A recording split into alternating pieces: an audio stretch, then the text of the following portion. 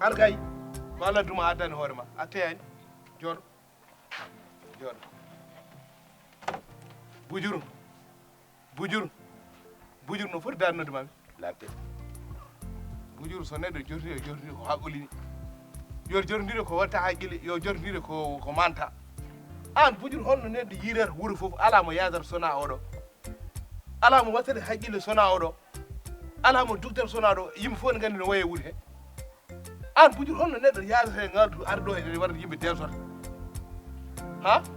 wi aɗan reya tan debbo mum o wi on so yeehi maayo ka dewɗi e mum so yeehi woydu ka dewɗi e mum o ronki noon ya accu an ham mi wiyani ya accu rewɓe an awa sengtare rewɓe an baba min on kalɗa de ɗin meeɗa ɗum nande mom wona ko ɓamin ko yaade wuuro ngo ala keddi meeɗa nandire indi naldu manda ko ɗaldu meeɗa nandire indi te min an aɗa majji on mandam a majjani on mandama kay min kam kalta on de indi naldu he majjani ɗum naldu on holon yar majji yo kay wonde ka majjani ɗum wuuro ngo fof ne andimo ala mi mandam min kalta ona mandam saɗa andi sa andani ko kalamama mbattani ɗum haqqille ma o ari ɗo wullitadema aɗan tooñamo aɗan haɗimo fewntade e joom suudu mo kaw mo nen ƴefti debbo ne hokkimo debbo kala to yeehi jamma e ñalawma subaka kiiɗo ka gabbiɗo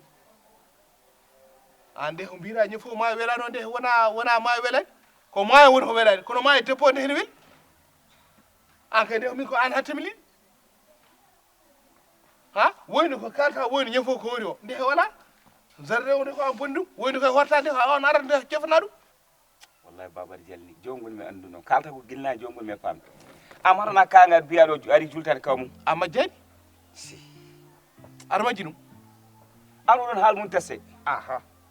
oɗo jo kel keɗɗi noon haal mum kel mo te haymo joddi kala mbaɗa yiyat haymo joddi so yimɓe birtimdata omo jodde neɗɗo wiide kanko o no yimɓe jaggirim ni noon jaggirata mom an o kangar ganda horma haydara anda hay hirti hen anda sago wattadi o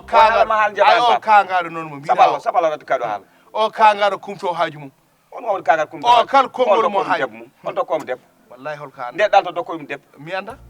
an hay so ko mbaɗma ko no aranno ɗo ponɗa wiide yeltugal alqur'an faddi om haaldu mi wiyata min mbo teskiri e haaluji mo an o kangar haalan ma an jaɓa wadde aɗa ulliyam ni oto tabbini hoorema an baba o kangar rindermen ay o kangar kumto haaju mum oɗo a teskira tan walla on teskira haaluji mo min oɗo mbo teski haaluji mo kala ko haali reno oɗo ko haqqille tan o mankira kono banggue ham andude ala mo foti banggue wawde kadi rentade ala mo foti o ko ɗum ɗo de min ko kalta o min natane de kadi o ko ardi o ardi ko hunde ƴoyde o ardi ɗo hunde ƴoyde o ardi ɗo bab an jibinim aɗa andi jikkam assalamu aleykum waleykum salam bala selli mawɗum autrement on o yaltu o yarti nde kaas mo gaddana mo kala aɗu appelé mo soalimi tottam ma tottum ɗo min woni mawɗo so yalti appelé min woni mawɗo o e wona woni mawɗo eyyi buttam nan ɗo omo garra yobdema kayis makko kala so ari noon tottamo uñal a uñal woni uñal wona faux billet a meeɗiɗo faux billet mbo adduɗo faux billet kaas makko nen so ari tottamo eyyi to ale appelé mo tottumo de eyyi inchallah a hoolay tottumo tan so patron ma ari tottu ɗum min adduɗo ala probléme eyyi to ale appelé mo sattan quoi Kali tottamo kali taw o mo nayi no totani woni hay ñande appelé o tottani hayda tottamo ɗo le muul wala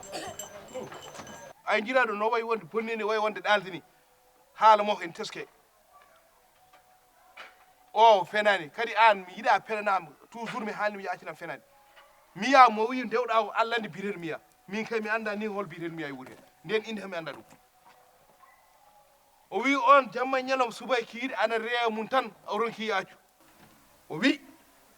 sa accani debbo mo o ano mino gallo wurgo fof ko kirtowo ha mema leydi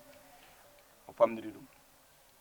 ɗum noon min ɗum tanimi ɗo te kadi sam tonomo ɗo mo heɓata ɓuuri ɗum bonde kangaɗo kala ko haali reno wallahi o haali ko welim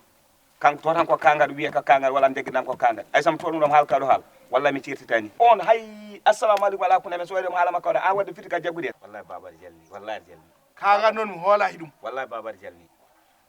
oɗo kangal hen arande haalanma de so yi tan comportement makko mo addo ɗo tan ha jiiɗama so yi comportement o rendu kanko wona ƴoƴ wona biiɗi weng wallahi mboɗo faami te comportement waɗi ko waɗi ko wi oɗo wallahi o susa ɗum watti te ana to wonno ɗo haalama haal ka ɗum mbimi min anda naldum anda kangal anda halɗum minen min cokkidira hen wonɗamin katti hay assalamu aleykum min dendani boom walni ga joddade jotay sa tuma noon min hande capacité aɓe tolni ɗum ɗo min mbiɗa fodde kangal dem mbimi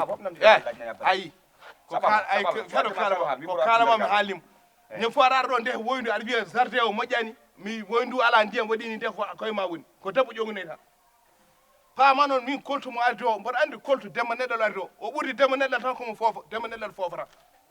ko noon ɗum mi wondaka ɗum ko kalamomi haalnimi gayni ɗo so arti ɗo ko minema ko an a tiiɗi hoore jara laalde fof e mbiɗa mum onon nani salamu aleykum lan palo ala garɗoji ala go ay gol ala ala totum ɗo kalis kari yani mune wallahi naldo an fenata ɗo min potti alo potla amna dambo min pottiɗa min ɗo ummi placé o totti ujunere ɗo adu kalis wadde on totalimi de adu kalis yaltin kal yaltin wal uñal tan tota wona mbiɗa ko tottanima anga tiña anga bandi ƴewaɗa holto tolinda kalis ɗum tan ƴewanno on jiyonto tolla kalis an on tolla kalis naldo an ka bandi ɓuuri hollilma gonno ti wala ɗum